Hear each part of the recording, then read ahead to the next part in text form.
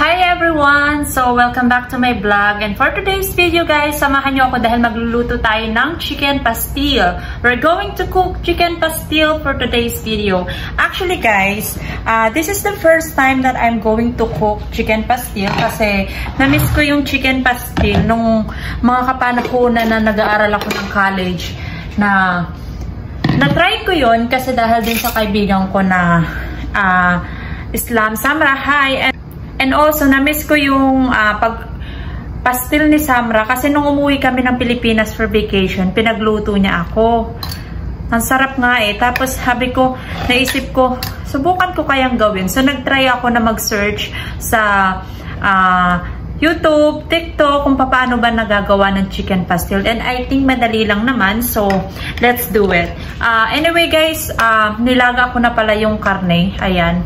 I'm going to use chicken breast kasi para wala ng buto-buto. Mas mabilis siyang tanggalin. So, nilagyan ko lang siya guys ng asin, paminta nung nilaga ko siya. Actually guys, medyo kinakabahan ako na gawin to kasi this is my first time nga and I don't know kung maganda yung kakalabasan na resulta. Pero wala namang masama kung susubukan, di ba? Sabi nga nila, practice makes perfect. Ay, may pa ganun pa. So, hihimay-himay natin siya guys. So, pakita ko sa inyo kung paano ko siya hinihimay. Sana maganda ang kalabasan guys. Ayan o. Ayan. So, ginaganito-ganito ko siya ng tinidor para maayos yung pagkahimay ko sa kanya. So, ito na siya guys. Ayan. Kita nyo yung result. Ayan. Kasi kailangan siyang ganyanin. Hindi ko alam kung tama na ba to ganyan.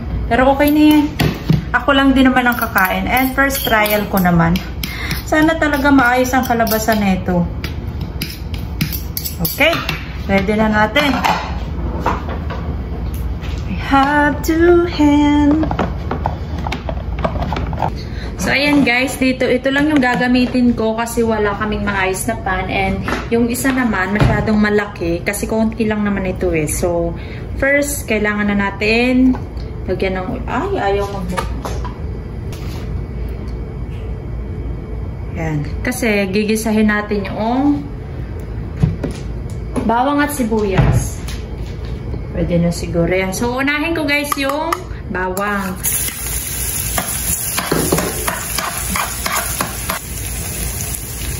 So, ayan. Isunod na natin ang ating sibuyas. Dinami-damihan ko na guys. Kasi yung mga napapanood ko sa video is ang dami nilang maglagay ng sibuyas. Ewan ko kung bakit. Kinaya ko lang. Tapos, ilagay na natin itong ating chicken na dinurog, hinimay. Ayan.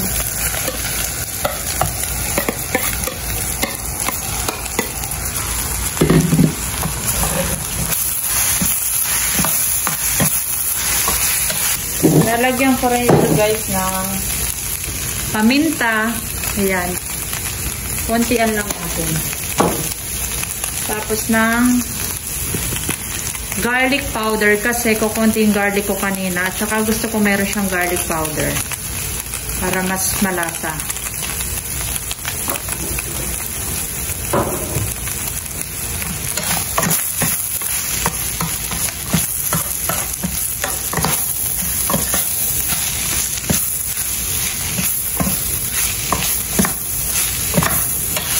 Parang natututong ka agad. Lagyan ko siya ng konting asin guys.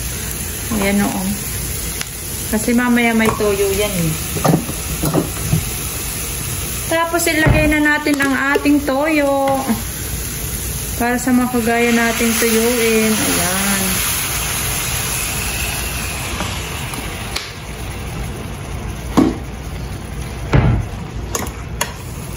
Hello!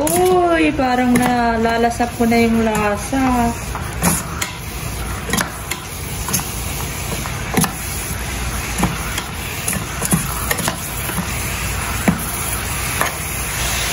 Lalagyan ko rin siya guys ng konting Ayan, may konti na lang yung vinegar ko. Lalagyan ko ng konti Hindi ko alam kung optional lang ito pero may napanood kasi ako na nilagyan niya ng vinegar. So, lagyan ko lang siya ng konti.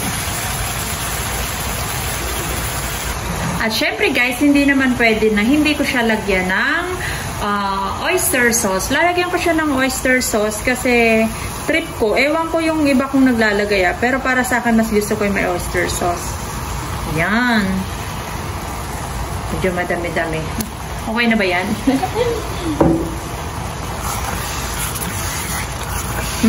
Bango. O diba? Para magkulay siya ng... Parang adobo lang pala to. Medyo kinakabahan ako guys kung anong kakalabasan nito. Pero feeling ko naman hawig siya dun sa binigay sa akin ni Samra. Tingnan natin kung makukuha ko yung lasang binigay ni Samra. And also pala yung binibili ko dati. Tapos guys, lalagyan ko pala siya ng konting asukal para manamis-namis siya.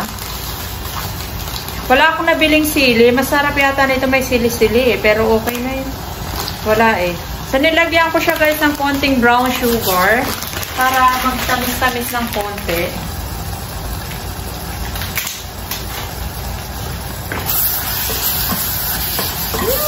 Ang bango! My gosh! Tingnan natin kung anong kakalabasan nito guys.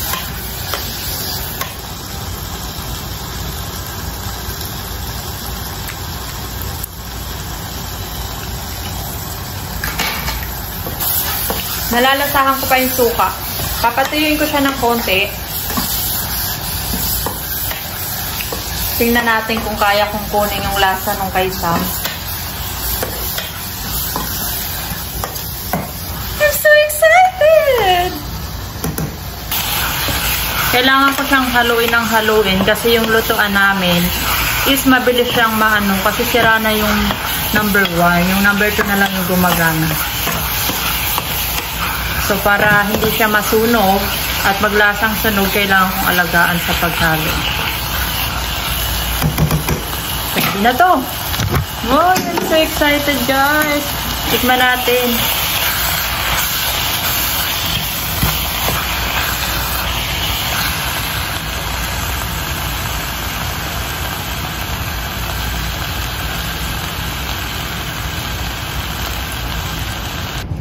Sarap. Para pala siyang adobo.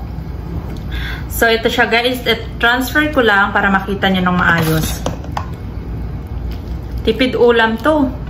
Ilang araw ko to guys ulamin sa dorm. Kasi dadalhin ko to sa dorm.